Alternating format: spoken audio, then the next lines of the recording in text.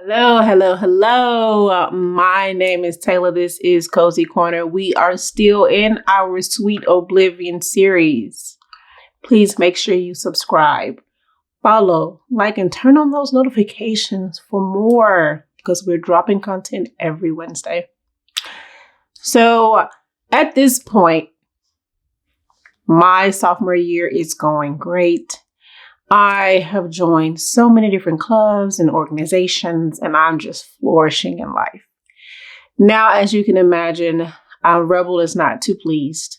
I'm getting way more attention than what I'm usually getting, and our relationship becomes more and more complicated. So, I try to get him more involved and joining clubs and joining organizations, and he never could really stick them through. It was always an excuse as to, oh, I can't do this because of this reason, that reason, or whatever. But he also didn't want me to do anything as well. So it got to the point where I was really becoming very, very frustrated, and I was so tired and overwhelmed with a lot of things. I started to vocalize a lot of how I was feeling, and people started to notice that I was unhappy.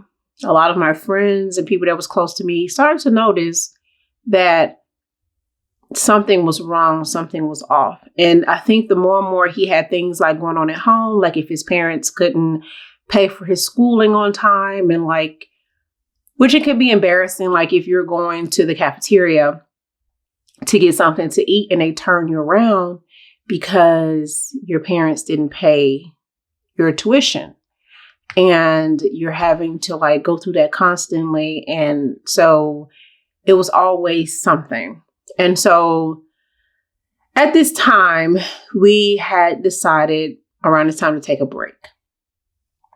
And I was like, I think it's best if we take some time apart because we're just not getting along. We're not really seeing eye to eye on a lot of things. And not only that, but I feel like for him to be so boldly and trying to vocalize his opinion towards me and being very strong, opinionated, and forceful and abusive towards me, he could never protect me around other people. Like there has been times where I've been approached by guys and they either try to corner me or like try to like be very flirtatious, and it'll be in his face and he would do absolutely nothing about it. And I just could not understand that. And then it got to the point where even me and his mom really wasn't seeing eye to eye, because one thing about it was he was an extremes mama's boy and she made him that way. And no matter what I said, it didn't matter because she was going to always take his side. And she didn't believe that he could do any wrong in any situation. Now, his dad, on the other hand, he saw right through it. But his mom, no. It's been plenty of times where she's caught herself trying to like put me in check about certain things and say certain things. I'm like, but you're not doing that to your son. He's the one that's causing all these things to happen. And she couldn't see any of it. Now, his grandmother was really, really sweet. His aunt was really, really sweet. And didn't really have any problems with them in any way. But like I said, when things started to look up for me and I decided to start new ventures going into my junior year, I was starting my own pom squad and doing all those different things. Oh, he was not having it. He was not pleased and happy with it at all. And the abuse got worse, the mental, emotional abuse, the accusations of me cheating on him and sleeping with other people. And at some points, he was trying to set me up for failure. And I remember this one time, this guy was failing English. Now, keep in mind, he was a mutual friend to us both. And he needed some help. And I said, well, I don't mind reading your paper for you to see where you create these errors, and then maybe I can help you so that way you at least don't fail the course. And he said, okay, cool. So we met at the library. And during the conversation, he starts to bring up my relationship. And I'm like, how are you hearing out? Where are you getting this information from? He was like, yeah, if there's anything that I can do for you, and I mean anything, you just let me know, just kind of insinuating certain things. I'm like, you kind of crossing the line. I came here to try to help you so you don't fail. I don't need you to be, being extra friendly of whatever you're trying to do, because I'm not that type of person. And so I literally go and tell Rebel, hey, you need to get your homeboy because he's getting a little too comfortable. And this is what he said. And he tried to flip it on me as if I'm the one that offered up myself in me trying to help the guy graduate. Not graduate, but pass the course. So I'm like, how, if this guy needed help and we're mutually friends with this person and I offered him help, why do I need anything out of it? I'm helping him. But of course, Rebel had to turn it and make it into something else. And it became this whole thing. And we were fighting more. And it just wasn't a good situation. And then it got to the point where he had put his hands on me again. And this time, there was kind of like an army kind of behind me, backing me on this one. And I literally had to stop them. And I'm not going to say their names, but I literally had to stop them from jumping on him, because this time I couldn't hide what he had done. And I'm telling them, no, don't do anything. It's fine. It's going to be okay. And they're like, Taylor, you're literally look at you. Look at you. Do you not see yourself?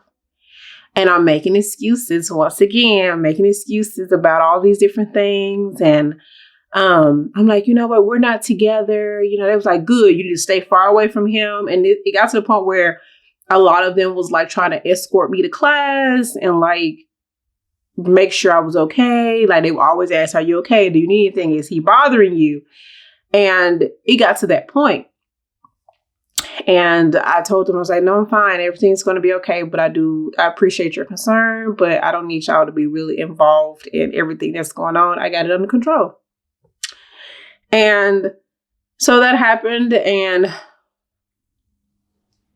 he managed to get me back in with gifts. And he started to get clever in his approach and trying to lure me back in. It was always a gift of some sort. I'll never forget,